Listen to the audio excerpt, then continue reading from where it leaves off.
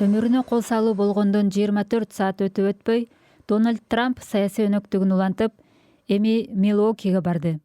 Ал ушул жуманын аягында Республикалык партиядан президенттикке талапкер болуп бекитилет.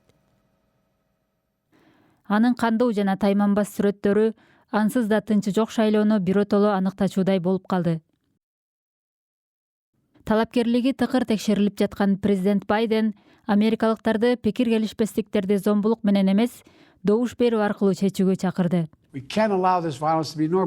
Биз мындай зомбулуктун кадимки көрүнүшкө айлануусуна жол бербейбиз. Өлкөдө саясий риторика абдан курчуп кетти. Аны басаңдатууга убакыт келди. Буга баарыбыз милдеттүүбүз. Ооба, катуу пикир келишпестиктер бар экенин билебиз. Бул тагдыр чечүүчү шайлоо болот. As we pray, I want to thank God for protecting President Trump and sparing his life. Жергиликтүү иш-чарада экс-президент үчүн тилөнүүлөр жана кайрылуулар окулду. Мындагылар Дональд Трамп менен болгон окуядан кийин Дендара Овалда турушат. Анын ондогон жактоочулары топтолушту. Алар буга чейин эле ага добуш бергени жаткан, бирок азыр алар ого бетер кайраттанып калышты. Бизде ушундай бир нерсе болгон сайын аны колдоо үчүн көбүрөөк акча чогулат.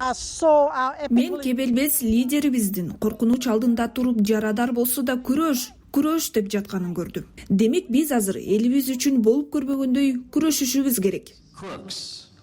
Ал эми кол салууга шектүү эмне үчүн мындайга барганы азырынча белгисиз.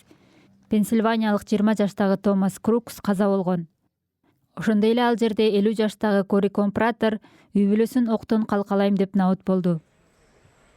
Президент Байден окуя боюнча көз карандысыз иликтөө болорун айтты. Республикачылардын улуттук жыйыны бүгүн башталары менен Американын саясий атаандаштары эми таптакыр өзгөргөн президенттик жарышка ылайыкташуусу керек болот.